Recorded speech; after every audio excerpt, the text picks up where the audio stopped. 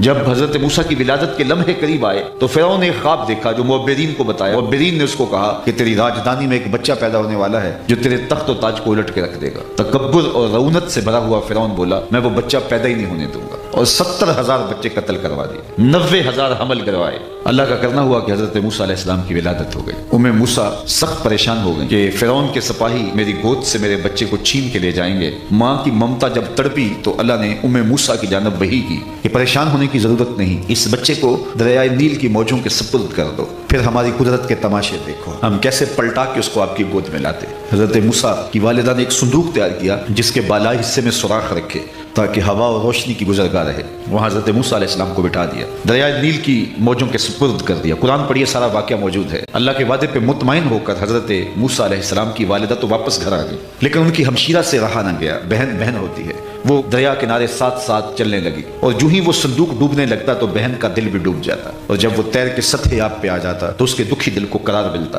اللہ کا کرنا ایسا ہوا کہ پانی کا بہاؤ اس صندوق کو ادھر لے گیا جدھر فرعون کے محلات تھے۔ فرعون کے ہاں اولاد نہیں تھی، یہ بے اولاد تھا۔ شام کا وقت تھا، پانی کے دوش پر اس نے صندوق آتے دیکھا، اپنی بیوی کے ساتھ بیٹھ کے گزرتے پانی کے منظر سے لطف اندوز ہو رہا تھا، تو غوطہ خوروں کو کہا ذرا نکال کے لاؤ، کیا ہے میں دیکھنا چاہتا ہوں۔ جب صندوق نکال کے غوطہ خور لائے تو اس کو کھولا گیا، کیا دیکھا؟ ایک خوبصورت بچہ مسکرا رہا ہے۔ زوجہ فرعون جن کا نام آسیہ ہے بے ساختہ پکار اٹھتی ہیں، فریفتہ ہو جاتی ہیں، یہ بچہ تو میری آنکھوں کی ٹھنڈک ہے اور اس کو ہم اپنا بیٹا بنا لیتے ہیں۔ علماء نے لکھا ہے نبی کے ساتھ کیا گیا پیار کبھی رائے گا نہیں جاتا۔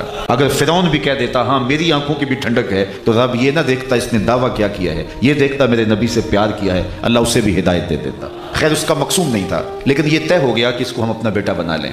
سب سے پہلی فکر دودھ کی ہوئی، شاہی دائیاں بلوائی گئی، حضرت موسیٰ دودھ نہیں پیتے، اور دائیاں بلوائی گئی، حضرت موسیٰ دودھ ہی نہیں پیتے۔ اللہ قرآن میں فرماتا ہے ہم نے ان پر حرام کر دیا تھا کہ اپنی ماں کے علاوہ کسی اور خاتون کا دودھ نہیں پینا۔ اتنے میں حضرت موسیٰ کی ہمشیرہ بھی موقع پہ پہنچ گئی، اور جب ان کو پھنسا ہوا دیکھا تو کہا کہ ایک دائی میری نظر میں بھی ہے جس کا دودھ بچے رغبت سے پی لیتے ہیں، کہو تو بلا لاؤں۔ انہوں نے کہا دیر کا ہے کہ گئی اور اپنی ماں کو بلا لائیں۔ انہوں نے دودھ پیش کیا تو حضرت موسیٰ علیہ السلام نے پی لیا، تو فرعون کہنے لگا اے خاتون ہمارے اس بچے کو تم دودھ پلانا، رہائش بھی قریب کر دی۔ فرعون کہتا تھا میں وہ بچہ پیدا نہیں ہونے دوں گا، رب نے کہا مجھے رب نہ کہنا، اگر تیرے گھر میں پال کے نہ دکھایا تو۔